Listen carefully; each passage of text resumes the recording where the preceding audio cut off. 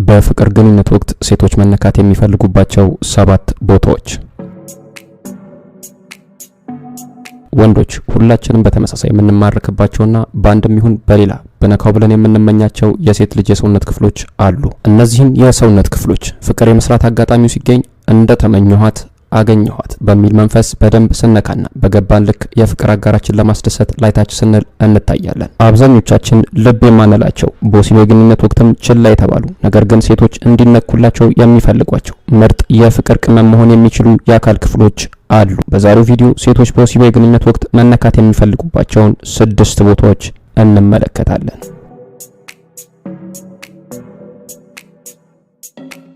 አንደኛ፣ ጸጉርና የራስ ቅሏን መደባበስ። ጣቶችን በጸጉሮቿ መሃል በእርጋታና በዝግታ እንዲዘዋወሩ ማድረግና መደባበስ ደም በበቂ መጠን ወደ ራስ ቅሏ አካባቢ እንዲዘዋወርና ዘና የሚያደርጓት ኦክሲቶሲንና ሴሮቶኒን የተባሉ ሆርሞኖች በከፍተኛ መጠን እንዲመነጩ ያደርጋል።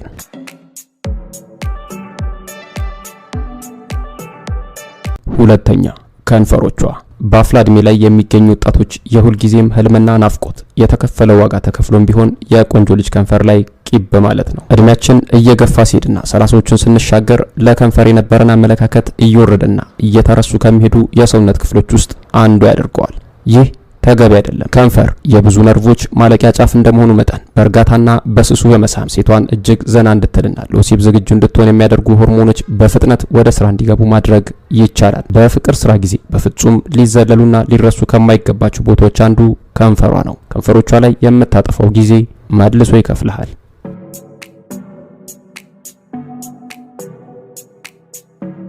ሶስተኛ፣ ጆሮ እጅግ ሴንሲቲቭ ከሚባሉ የሰውነት ክፍሎቿ አንዱ ነው። ጆሮቿ ላይ ተጠግቶ ማንሾካሾክና በዝግታ መሳም እሷን ወደ ሌላ ዓለም ማስገቢያው አቋራጭ መንገድ ነው። ሴት ልጅ ጆሮዋን በመሳም ግለት ውስጥ እንድትከታትና በስሱ ነከስ በማድረግ ልቧን እንድታቀልጠው ትፈልጋለች።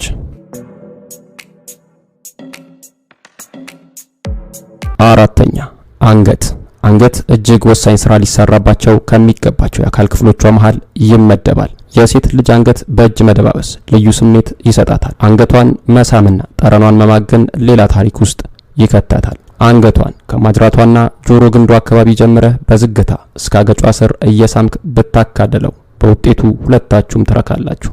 እሷም አፍ አውጥታ ይህን አድርግልኝ ብላ ባትነግርህም የልቧን ስላወክላት ብቻ በየደረስክበት የፍቅር ጉዞ መዳረሻ ሁሉ ጣፋጭ አቀባበል ታደርግልሃለች።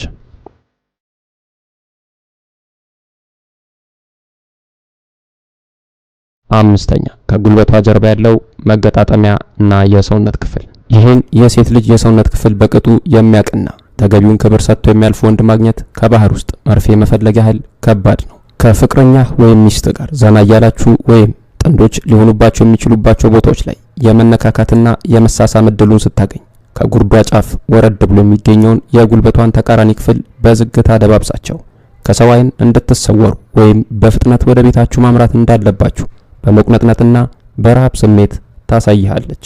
ለብቻችሁ ስትሆኑም ይህን ቦታ በተገቢው መንገድ ብትደባብስላት መላገሏ ላይ እንድታዝበትና እንዳሻ እንድትሆን ፈቃድ ትሰጥሃለች።